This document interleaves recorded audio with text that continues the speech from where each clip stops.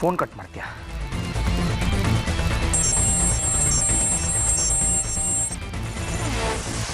ಗಂಡಸನೋ ನೀನು? ನಿನ್ನಲ್ಲಿ ಒಂದು ಚೂರಾರು ಗಂಡಸ್ತನ ಉಳ್ಕೊಂಡಿದ್ರೆ ಎದುರುಗಡೆ ಬಂದು ನಿಂತ್ಕೊಂತಿದ್ದೆ. ಎದುರುಗಡೆ ಬಂದ್ರೆ ಸಾಯ್ತೀನಿ ಅಂತ ಕನ್ಫರ್ಮ್ ಮಾಡ್ಕೊಂಡಿದ್ಯಾ? ಏನ್ ತಲೆ ಕೆಟ್ಟಿದ್ಯಾ ನಿನಗೆ? ಸುಮ್ನೆ ಫೋನ್ ಮಾಡಿ ಬಾಯಿಗೆ ಬಂದಂಗೆಲ್ಲ ಮಾತಾಡ್ತಾ ಇದ್ರೆ ನಿನ್ ಜೀವ ಉಳಿಯಲ್ಲ, ಹುಷಾರ್. ಇಡು ಮಾತಾಡಕ್ಕೂ ದಮ್ಮಿಲ್ಲ ನಿನಗೆ. ಎದುರುಗಡೆ ಬರಕ್ ತಾಕತ್ತಿಲ್ದೆ ಪೊಲೀಸರನ್ನ ಕಳ್ಸಿದ್ಯಲ್ಲೋ, ನನಗೆ ಯಾಕೋ ಅನುಮಾನ. ಗಂಡಸ ನೀನು? ಬಾಯಿಗೆ ಬಂದಾಗೆಲ್ಲ ಮಾತಾಡ್ಬೇಡ. ನೀವು ಮಾಡಿದೆಲ್ಲ ನೋಡ್ಕೊಂಡು ನಾನು ಸುಮ್ಮನೆ ಇರ್ಬೇಕಾ? ನನ್ನ ಮಗನ್ನ ಬಚ್ಚಿಟ್ಟಿದ್ದೀರಲ್ಲ ನೀವು ಹೇಡಿಗಳು.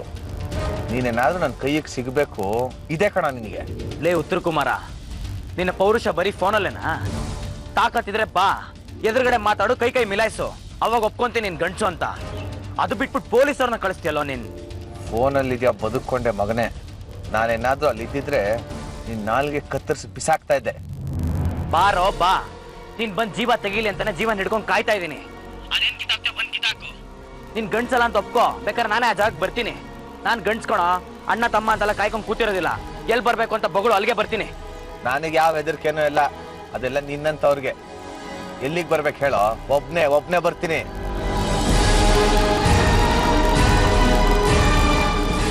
ಹೇಳಾಯ್ತಲ್ಲ, ಮುಚ್ಕೊಂಡು ಫೋನ್ ಇಡು.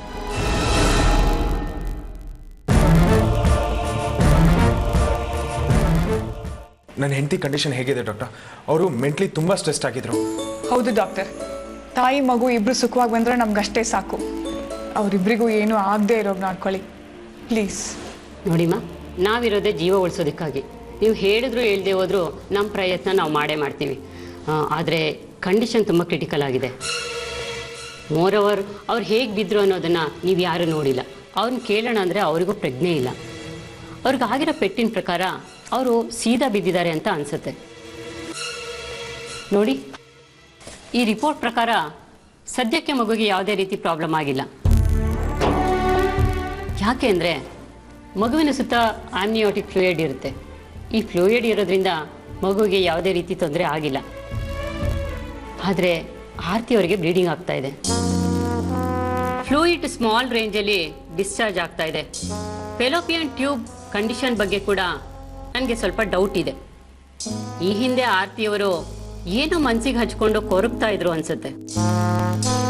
ಹೌದು ಡಾಕ್ಟರ್, 3-4 ತಿಂಗಳಿಂದ ತುಂಬ ಯೋಚನೆ ಮಾಡೋರು, ಕೊರಗ್ತಾ ಇರೋರು. ಅವರು ಟೈಮ್ ಟು ಟೈಮ್ ಊಟ ತಿಂಡಿ ತಗೊಳ್ದೆ ಅನಿಮಿಕ್ ಆಗಿದ್ದಾರೆ. ನರ್ವ್ಸು ವೀಕ್ ಆಗಿದೆ, ಜೊತೆಗೆ ಲೋ BP ಆಗಿ ಈ ರೀತಿ ಆಗಿದೆ. ನಿಜ ಹೇಳಬೇಕಂದ್ರೆ ಈ ರೀತಿ ಕೇಸಸ್ ತುಂಬ ರೇರು. ಎಲ್ಲೋ 1000ಕ್ಕೊಬ್ಬರಿಗೆ ಈ ರೀತಿ ಆಗೋ ಚಾನ್ಸಸ್ ಇರುತ್ತೆ. ಬಟ್ ಅನ್ಫಾರ್ಚುನೇಟ್ಲಿ ಈ ಮಿಸ್ಸಸ್ಗಾಗಿದೆ. ಹಾಗಾದ್ರೆ ಏನು ಮಾಡೋಕ್ಕಾಗಲ್ಲ ಡಾಕ್ಟರ್? ಹಾಗಲ್ಲ, ಪ್ರಾಬ್ಲಮ್ಸ್ ತುಂಬ ಇದೆ.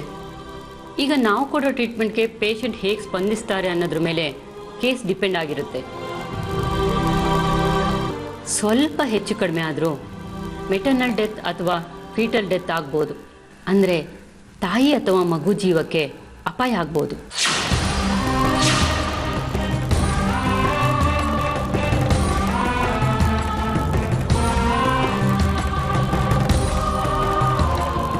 ಅದಕ್ಕೆ ಅವಕಾಶ ಕೊಡಬಾರ್ದು ಅಂತ ನಾವು ಒದ್ದಾಡ್ತಾ ಇದ್ದೀವಿ.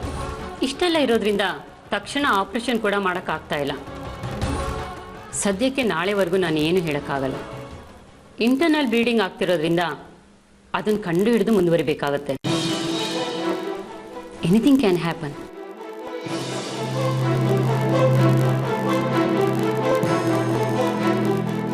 Doctor please save our doctor. ನೋಡಿ, ಮನಿ ಡಸಂಟ್ ಮ್ಯಾಟರ್.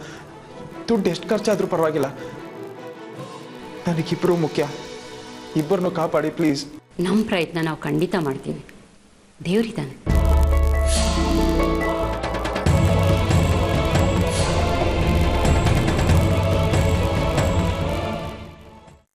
ಸರಿ, ನಾನು ಅವ್ನಿಗೆ ಹೇಳ್ತೀನಿ ಬಿಡಿ. ಅದ್ರ ಬಗ್ಗೆ ನೀವೇನು ತಲೆ ಕೆಡ್ಸ್ಕೋಬೇಡಿ. ಅವ್ನು ನನ್ನ ಮಾತು ಹೇಳ್ತಾನೆ. ಒಂದು ಅರ್ಧ ಗಂಟೆ ಆಮೇಲೆ ಮಾಡ್ತೀನಿ. ಏನು ನೀವು ಬಂದಿದ್ದೀರಿ? ನಾನು ಹೇಳಿದ್ದು ಸೂರ್ಯ ಅವ್ರು ಬಂದು ನೋಡ್ಲಿ ಅಂತ. ಏಕೆಂದ್ರೆ ಕಂಪ್ಲೇಂಟ್ ಲಾಡ್ಜ್ ಆಗಿರೋದು ಅವ್ರ ಮೇಲೆ. ಅವ್ರು ಬರಬೇಕಿತ್ತು. ನಾನೀಗ ಬಂದಿರೋದು ಆ ಕಂಪ್ಲೇಂಟ್ ವಿಚಾರವಾಗಲ್ಲ ಸರ್. ನಾನೊಂದು ಕಂಪ್ಲೇಂಟ್ ಕೊಡಕ್ಕೆ ಬಂದಿದ್ದೀನಿ. ತಗೊಳ್ಳಿ ಸರ್ ಕಂಪ್ಲೇಂಟು. ಯಾರ ಮೇಲೆ? ಇನ್ಯಾರ ಮೇಲೆ? ಶಶಾಂಕ್ ಮೇಲೆ. ತಗೊಳಪ್ಪ, ಈಗ ಸರಿ ಹೋಯ್ತು.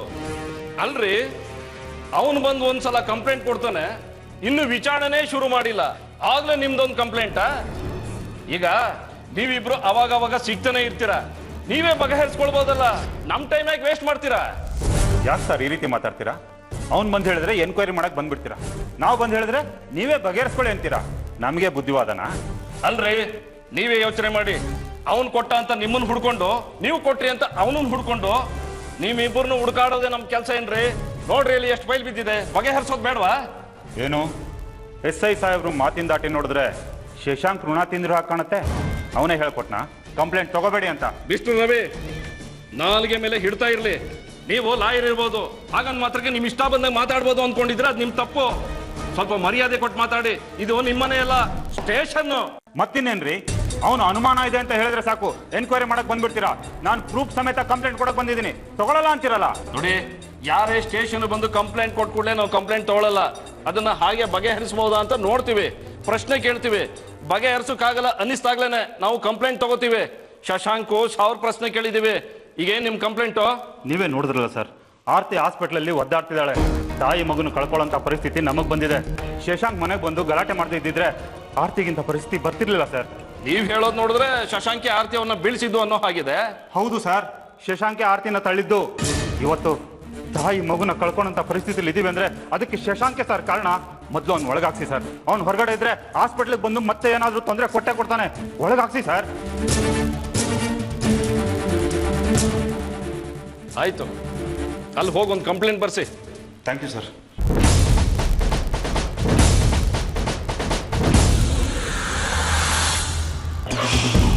ಸುಮ್ಮನೆ ಬಿಡಲ್ಲ ಇವತ್ತವನ್ನ. ಹೊರಡ್ತಾ ಇದ್ದೀನಿ ಈಗಲೇ. ಹೌದು, ನಿಂತ್ಕೊಳ್ರಿ, ಮತ್ತೆ ಹೊರಟ್ರಿ. ಏನ್ ನಿಮ್ ವ್ಯವಹಾರ? ನೀವೇನು ಈ ಏರಿಯಾ ದಾದನ? ಮತ್ತಿನೇನ್ ಸರ್, ಧೈರ್ಯ ಇದ್ರೆ ಒಬ್ನೇ ಬಾ ಅಂತ ನನ್ನೇ ಕರೀತಾನೆ. ಇವತ್ ನಾನು ಏನು ಅಂತ ಅವನಿಗೆ ಗೊತ್ತಾಗ್ಲೇಬೇಕು. ಅವನಂದ್ರೆ ಯಾರ್ರಿ? ಸೂರ್ಯನಾ? ಅಲ್ಲ ಸರ್, ಅವನ್ ತಮ್ಮ ಭಾಸ್ಕರ. ಫೋನ್ ಮಾಡಿ ಬಾಯಿಗೆ ಬಂದಂಗೆಲ್ಲ ಮಾತಾಡ್ತಾನೆ. ನೋಡ್ತಾ ಇರಿ, ಇವತ್ತು ಅವ್ನು ಹುಟ್ಲಿಲ್ಲ ಅನ್ಸ್ಬಿಡ್ತೀನಿ. ಓ ಸಖತ್ ಸೂಪರ್ ಕಣ್ರಿ. ಗಂಡು ಅಂದ್ರೆ ನೀವೇ. ಬಿಡಬೇಡಿ ಅವನ್ನ, ಕೊಚ್ಚ ಹಾಕ್ಬಿಡಿ. ನೀವಂದ್ರೆ ಏನಂತ ತಿಳ್ಕೊಂಡಿದ್ದ ಬಡವ? ನೋಡ್ತಾ ಇರಿ, ಇವತ್ತು ಅವನ ಗತಿ ಏನಾಗತ್ತೆ ಅಂತ. ನಿಂತ್ಕೊಳ್ರಿ, ಹೊರಟು ಬಿಟ್ರು. ಅಲ್ರಿ, ವ್ಯಂಗ್ಯ ಯಾವುದು, ನಿಜವಾದ ಮಾತು ಯಾವುದು ಅಂತ ಗೊತ್ತಾಗಲ್ಲ ನಿಮ್ಗೆ? ನಾನು ಆಗ್ಲೇ ಹೇಳಿರ್ಲಿಲ್ವಾ ಹುಷಾರಾಗಿರಿ ಅಂತ? ನೋಡಿ, ಇಂಥ ಸಮಯದಲ್ಲಿ ಅವ್ರಿಗೇನಾದ್ರೂ ತೊಂದರೆ ಆದ್ರೆ ಇದಕ್ಕೆಲ್ಲ ನೀವೇ ಕಾರಣ ಅಂತ ನಿಮ್ಮನ್ನು ಜೈಲಿಗೆ ಹಾಕ್ತಾರೆ. ಎಷ್ಟು ಬೆಳೆಸೋದು ಅರ್ಥ ಆಗಲ್ಲ ನಿಮಗೆ? ಇದು ನನ್ನ ಮರ್ಯಾದೆ ಪ್ರಶ್ನೆ. ನಾನು ಅವನ್ನ ಸುಮ್ಮನೆ ಬಿಡಲ್ಲ. ಅಲ್ಲಿಗೆ ಹೋಗ್ತೀನಿ. ಹೋಗ್ರಿ, ಚೆನ್ನಾಗಿ ಗಲಾಟೆ ಮಾಡಿ ಗದ್ದೆಬ್ಬಿಸಿ ಬನ್ನಿ. ಆದ್ರೆ ನಾನಂತೂ ನಿಮ್ಮ ಕೇಸಿಂದ ಹೊರಗೆ ಬರ್ತೀನಿ. ನಿಮ್ಮನ್ನ ಜೈಲಿಗೆ ಹಾಕಿದ್ರು ನಾ ಬಿಡಿಸೋಕ್ ಬರಲ್ಲ. ಹೇಳೋದನ್ನ ಹೇಳಿದ್ದೀನಿ, ಇಷ್ಟ್ರ ಮೇಲೆ ನಿಮ್ಮಿಷ್ಟ. ಏನಾದ್ರೂ ಮಾಡ್ಕೊಂಡು ಹೋಗಿ. ಸರ್ ಏನ್ ಸರ್, ನೀವು ನನ್ನೇ ಬ್ಲಾಕ್ ಮೇಲ್ ಮಾಡ್ತೀರಾ? ನೀವು ಹೇಳ್ದಂಗೆ ನನ್ನ ಪಾಡಿಗೆ ನಾನು ಸುಮ್ಮನೆ ಇದ್ದೆ ತಾನೆ? ಮತ್ತೆ ಫೋನ್ ಮಾಡಿ ಬಾಯಿಗೆ ಬಂದಂಗೆ ಬೈತಾ ಇರೋದು ಅವನು. ಬೈಲಿ, ಮಾತಾಡ್ಲಿ, ಅವರಾಗೆ ಬಂದು ನಿಮ್ಮನ್ನು ಹೊಡೆದ್ರು ಹೊಡ್ಸ್ಕೊಂಡ್ ಬನ್ನಿ. ಇದು ನಿಮ್ಮ ಕಷ್ಟ ಸಮಯ, ಹುಷಾರಾಗಿರ್ಬೇಕು. ಅಂತ ಸಮಯ ಬಂದ್ರೆ ನಾನೇ ನಿಮ್ಗೆ ಹೇಳ್ತೀನಿ, ಅವ್ರ ಮನೆಯವರೆಲ್ಲರಿಗೂ ಚಚ್ಚಾಗಿ ಬರೋರಂತೆ. ಆದ್ರೆ ಈಗ ಬೇಡ, ತುಂಬಾ ನಾವೀಗ ಹುಷಾರಾಗಿರ್ಬೇಕು. ಗೊತ್ತಾಯ್ತಾ?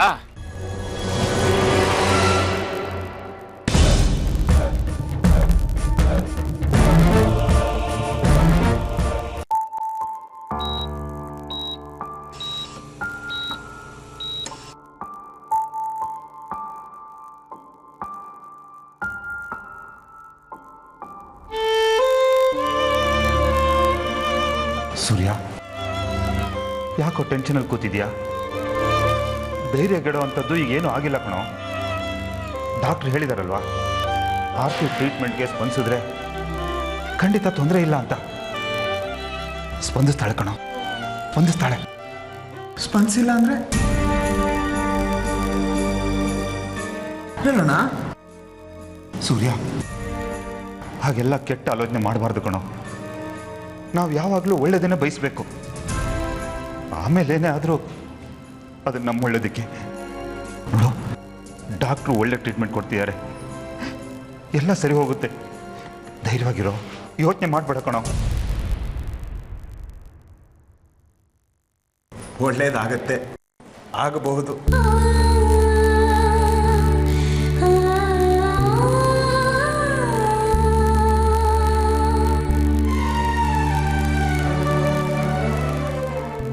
ಅರ್ಪಿತಾ ನನ್ನನ್ನು ಬಿಟ್ಟು ಹೋದಾಗ ಸಾಕ್ಷಿ ಪುಟ ನನ್ನ ಜೊತೆ ಇರ್ತಾಳೆ ಅಂತ ಧೈರ್ಯವಾಗೇ ಇದ್ದೆ.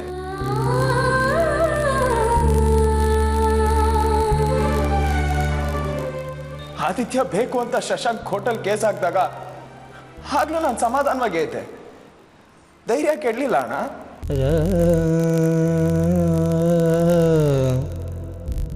ಆರ್ತಿ ಅವ್ರ ಒದ್ದಾಟ, ಅವ್ರ ಹಿಂಸೆ, ಅವ್ರು ನೋವು ಪಡೋದನ್ನ ನೋಡಿ ನಾನು ಜೈಲಿಗೆ ಹೋದೆ. ಅದು ಸುಳ್ಳು ಹೇಳ್ತಾ ಎಲ್ಲೋ ಆಯ್ತು ಒಳ್ಳೇದು. ನನಗಾಗಿದ್ದೆಲ್ಲ ಬರೀ ಕೆಟ್ಟದ್ದು. ಹಾಗನ್ಬೇಡ ಸೂರ್ಯ, ನಂಬಿಕೆ ಕಳ್ಕೊಬೇಡ. ನೋಡು, ನನಗೆ ಭರವಸೆ ಇದೆ. ರಾತ್ರಿ ಕಳೆದ ಮೇಲೆ ಹಗಲು ಬಂದೇ ಬರುತ್ತೆ ಕಣೋ.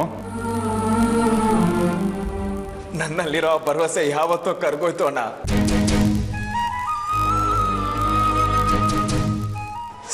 ಸಾಲಾಗಿ ನನ್ನ ಜೀವನದಲ್ಲಿ ಸಿಕ್ಕಿದ್ದು ಬರೀ ನೋವು, ಹಿಂಸೆ, ಕಹಿ ನೆನಪು ಅಷ್ಟೇ. ಜೀವನ ಅಂದ್ರೆ ಸುಖ ದುಃಖ ಅಂತ ಅನ್ಕೊಂಡಿದ್ದೆ. ಬೇವು ಬೆಲ್ಲಾಗಿ ಸಮಾನವಾಗಿರುತ್ತೆ ಅಂತ ಅನ್ಕೊಂಡಿದ್ದೆ. ಎಲ್ಲಿ ನನ್ನ ಜೀವನದಲ್ಲಿ ಬರೀ ಬೇವು, ಕಹಿ ಬೇವು ಅಷ್ಟೇ. ಬೆಲ್ಲ ಅಂತ ಬಾಯಲ್ಲಿ ಇಟ್ಕೊಳ್ಳೋಣ ಅನ್ನಷ್ಟರಲ್ಲಿ ಅದು ಬೇವಾಗೋಯ್ತು. ಹಾಗೆಲ್ಲ ಮಾತಾಡ್ಬೇಡ ಸೂರ್ಯ. ನೀನು ಈ ರೀತಿ ಮಾತಾಡ್ತಿದ್ರೆ ನನಗೆ ಹೆದರಿಕೆ ಆಗ್ತಿದೆ ಕಣೋ. ಬಾ, ಕಾಫಿ ಕುಡ್ಕೊಂಬರೋಣ ಬಾರೋ. ನಾನು ಆರಾಮಾಗಿದ್ದೀನಿ ಅಣ್ಣ. I am fine. ನನಗೇನಾಗಿದೆ? ಅಲ್ಲಿ ಆರ್ತಿಯವರು ಸಾವು ಬದುಕಿನ ಮಧ್ಯೆ ಹೋರಾಡ್ತಾ ಇರೋದು. ಆದಿತ್ಯ ಕಳೆದೋಗಿದ್ದಾನೆ, ಕಷ್ಟಪಡ್ತಿದ್ದಾನೆ. ನನಗೇನಾಗಿದೆ?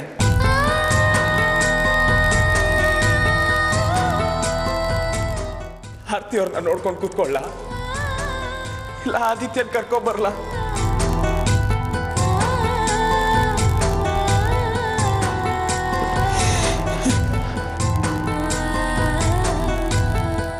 ಫೈನ್, ನಾನು ಆರಾಮಾಗಿದ್ದೀನಣ್ಣ.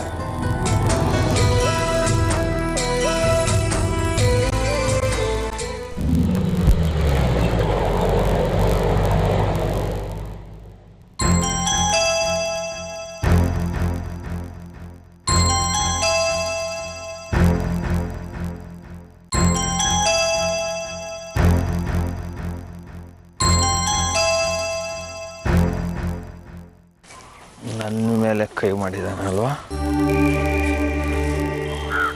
ನನ್ನ ಮಗನ್ನ ನಾನು ಸುಮ್ಮನೆ ಬಿಡಲ್ಲ. ಏಯ್ ಬಿಡತ್ತೆ, ಬಿಡ. ಶಶು, ಏನಾಯ್ತು? ಮೈ ಮೇಲೆ ಜ್ಞಾನ ಇಲ್ದಷ್ಟು ಕುಡ್ಕೊಂಡ್ ಬಂದಿದ್ಯಾ? ಏನಾಗಿದ್ಯೋ ನಿನಗೆ? ನನಗೇನಾಗತ್ತೆ? ಏನೂ ಆಗಲ್ಲತ್ತೆ. ಆಗದೆಲ್ಲ ಅವನಿಗೆ. ಬಿಡಲ್ಲ ನಾನು, ಅವನು ಸುಮ್ಮನೆ ಬಿಡಲ್ಲ. ಕತ್ತರಿಸಾಕ್ಬಿಡ್ತೀನಿ. ನಾನು ಜೈಲ್ಗೆ ಹೋದ್ರೂ ಪರವಾಗಿಲ್ಲ, ಅವನನ್ನು ಮಾತ್ರ ನಾನು ಸುಮ್ಮನೆ ಬಿಡಲ್ಲ ಅತ್ತೆ. ಯಾರು ಏನ್ ಮಾಡಿದ್ರು ನಿನ್ಗೆ? ಯಾಕೆ ಹಿಂಗ ಆಡ್ತಿದ್ಯಾ? ನನಗೇನು ಮಾಡೋಕ್ಕಾಗತ್ತ? ಅವನು ಅದೇ ಭಾಸ್ಕರ್ ನನ್ನ ಮೇಲೆ ಕೈ ಮಾಡಿದಾನ. ಅವನು ಫೋನ್ ಮಾಡಿ ಬಾಯಿಗೆ ಬಂದಂಗೆ ಮಾತಾಡಿದ್ದಾನೆ. ನೀನು ಹೇಳಿದ್ ಕರೆಕ್ಟು ಅತ್ತೆ. ಯುದ್ಧದಲ್ಲಿ ಯಾರನ್ನು ನೋಡಬಾರ್ದು, ಕೊಚ್ಚಾಗ್ತಾ ಇರ್ಬೇಕು. ನೋಡ್ತಾ ಇರೋ ನನ್ನ ಮಗನ್ ಹಿಂಗ್ ಕೊಚ್ಚಾಗ್ತೀನಿ ಅಂತ ನೋಡ್ತಾ ಇರೋ. ಶಶು, ಆಗಿದ್ದೀನ ಆಗೋಯ್ತು ಕಣೋ. ನೀನು ಕುಡಿದ್ರೆ ಆರೋಗ್ಯದ ಬಗ್ಗೆ ಗಮನ ಕೊಡೋ. ನನ್ನ ಆರೋಗ್ಯಕ್ಕೆ ಏನಾಗಿಲ್ಲ ಅತ್ತೆ, ನಾನು ಆರಾಮಾಗೇ ಇದ್ದೀನಿ. ಆರೋಗ್ಯದ ಬಗ್ಗೆ ಯೋಚನೆ ಮಾಡಬೇಕಾಗಿರೋದು ಆ ಭಾಸ್ಕರ. ಇದೇ ಅವನಿಗೆ ಆ ಕಾಳೆ ಮಾತು ಹೇಳ್ಕೊಟ್ಟು. ಸಾಕು ಕಣೋ, ಸಾಕು ಮಾಡು. ನಿನ್ ಮಗ ಕಾಣಿಸ್ತಿಲ್ಲ, ಅವನ ಕಡೆ ಗಮನ ಕೊಡೋದ್ ಬಿಟ್ಟು ಅವನು ನೋಡ್ಕೋದ್ ಬಿಟ್ಟು ಯಾವನ ಏನೋ ಹೇಳ್ದ ಅಂತ ಹಿಂಗ್ ಕುಡ್ಕೊಂಬಂದ್ ಗಲಾಟೆ ಮಾಡ್ತಿದ್ಯಲ್ಲ. ನೋಡ ಶಶು, ನನ್ನ ಮಾತನ್ನು ಕೇಳಿ ಒಳಗಡೆ ಬಂದು ಮಲ್ಕೊಂಡ್ರೆ ಸರಿ, ಇಲ್ಲಾಂದ್ರೆ ನೀನ್ ಇಷ್ಟ ಬಂದಂಗೆ ಮಾಡ್ಕೊ. ನಾನು ನಮ್ಮೂರ್ಗೆ ಹೋಗ್ತೀನಿ. ಮತ್ತೆ ನೀನ್ ನನ್ನ ಬಿಟ್ಟು ಊರಿಗೆ ಹೊಟ್ಟೋಗ್ತೀಯ? ಬೇಡ ಅತ್ತೆ, ಯಾರೇನಾದ್ರೂ ಮಾಡ್ಲಿ, ನೀನ್ ಮಾತ್ರ ನನ್ನ ಬಿಟ್ಟು ಎಲ್ಲೂ ಹೋಗ್ಬೇಡ. ಆದಿತ್ಯ ಬೇರೆ ನನ್ನ ಬಿಟ್ಟು ಹೊಟ್ಟೋಗಿದ್ದಾನೆ. ನೀನು ನನ್ನ ಬಿಟ್ಟು ಹೊಟ್ಟೋದ್ರೆ ನನಗೆ ಯಾರಿದ್ದಾರೆ? ನನ್ನ ಬಿಟ್ಟು ಎಲ್ಲೂ ಹೋಗ್ಬೇಡ ಅತ್ತೆ.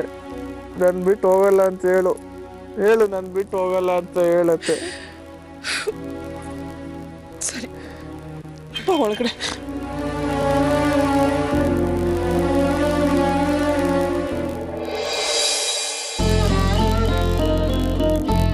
ಅದಕ್ಕೆ ಮಂಡಿ ನೋವು ಆಗ್ತಿದ್ಯಾ?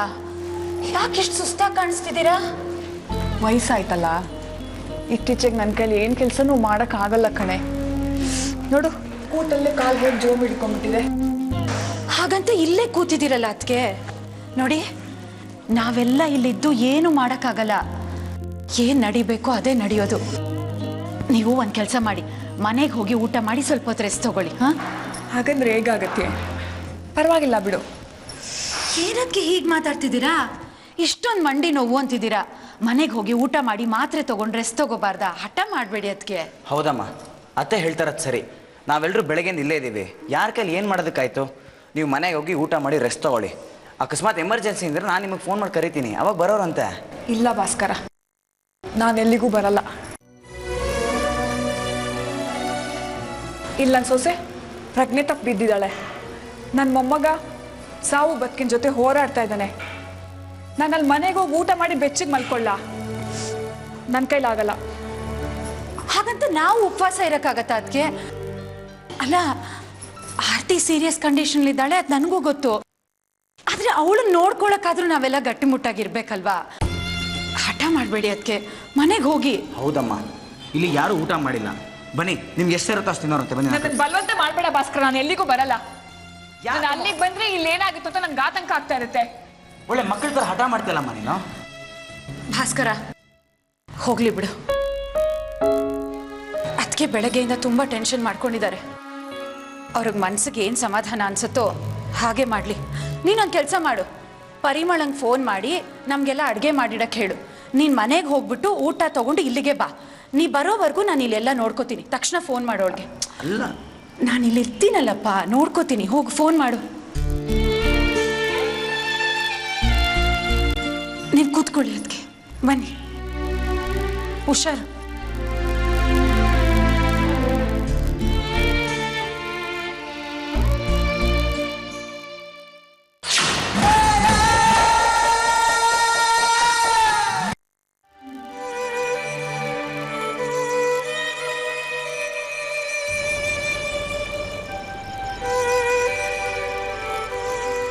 ಸಿಸ್ಟರ್, ಆರ್ತಿ ಅವ್ರಿಗೆ ಪ್ರಜ್ಞೆ ಬಂತಾ?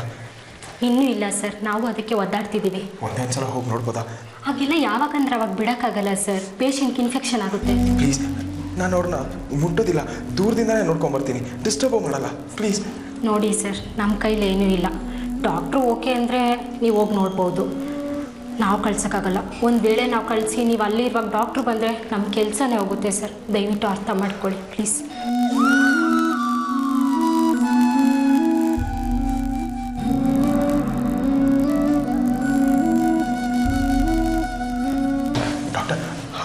ಅವ್ರ ಕಂಡೀಷನ್ ಹೇಗಿದೆ? ಸ್ವಲ್ಪನಾದರೂ ಚೇತರಿಸ್ಕೊಂಡಿದ್ದಾರಲ್ವಾ? ನೋಡಿ ಸೂರ್ಯ ಅವರೇ, ಈಗಲೇ ನಾವೇನು ಭರವಸೆ ಕೊಡೋಕ್ಕಾಗಲ್ಲ. ಅವ್ರನ್ನ ಅಬ್ಸರ್ವೇಷನಲ್ಲಿ ಇಟ್ಟಿದ್ದೀವಿ. ಅವ್ರಿಗೆ ಸಿವಿಯರ್ ಇಂಜುರಿ ಆಗಿದೆ, ICUನಲ್ಲಿ ಇಟ್ಟಿದ್ದೀವಿ. ಈ ಟೈಮಲ್ಲಿ ನೀವು ಒಳಗಡೆ ಹೋದರೆ ಇನ್ಫೆಕ್ಷನ್ ಆಗೋ ಸಾಧ್ಯತೆ ಜಾಸ್ತಿ ಇರುತ್ತೆ. ಅದು ಅಲ್ಲದೆ ಇದು ಎಮರ್ಜೆನ್ಸಿ ವಾರ್ಡ್, ಹಾಗೆಲ್ಲ ಬಿಡೋಕ್ಕಾಗಲ್ಲ.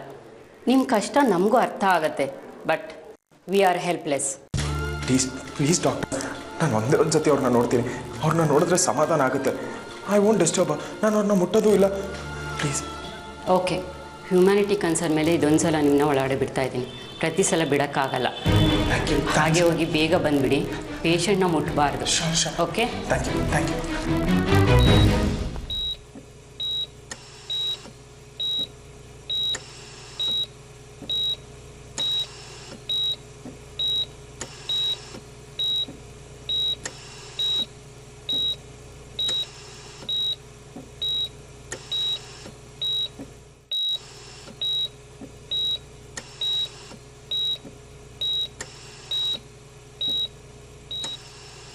ಏನಾಯ್ತು ಆರ್ತಿಯವ್ರೆ ನಿಮಗೆ? ಯಾಕೆ ಈಗ ಸುಮ್ಮನೆ ಮಲ್ಕೋಬಿಟ್ಟಿದ್ದೀರಾ? ನೋಡಿ, ನನಗೆ ಬೆಳಗ್ಗೆಯಿಂದ ಊಟ ಕೊಡೋರು ಯಾರೂ ಇಲ್ಲ. ತುಂಬಾ ಹೊಟ್ಟೆ ಹಸಿತಿದೆ. ಎದೊಳಿ, ನನಗೆ ಊಟ ಕೊಡಿ, ಬನ್ನಿ. ಹೇಳಿ ಆರ್ತಿಯವ್ರೆ. ಓಹೋ, ನೀವು ಬೆಳಗ್ಗೆಯಿಂದ ಏನೂ ತಿಂದಿಲ್ಲ ಅಲ್ವಾ? ಸರಿ, ಇಬ್ರು ಜೊತೆಗೆ ಕೂತ್ಕೊಂಡು ಊಟ ಮಾಡೋಣ. ಹೇಳಿ, ಯಾಕೆ ನನ್ನ ಮೇಲೆ ಕೋಪನಾ? ನೀವು ಅವತ್ತು ಹೇಳ್ದಾಗ್ಲೇ ನಾನು ಶಶಾಂಕ್ ಮನೆಗೆ ಹೋಗಿ ಆದಿತ್ಯನ ಕರ್ಕೊಂಬರ್ಬೇಕಾಗಿತ್ತು. ಕರೆಕ್ಟ್. ನಾನು ಆದಿತ್ಯನ ಅವತ್ತೇ ಕರ್ಕೊಂಬಂದಿದ್ದಿದ್ರೆ ಈಗ ಆದಿತ್ಯ ಕಳ್ದೋಗ್ತಾನೂ ಇರಲಿಲ್ಲ, ನೀವು ಬೀಳ್ತಾನೂ ಇರಲಿಲ್ಲ ಅಲ್ವಾ? ಸರಿ, ಈಗಿಬ್ರು ಹೋಗಿ ಆದಿತ್ಯನ ಹುಡ್ಕೋಣ. ಬನ್ನಿ ಬನ್ನಿ.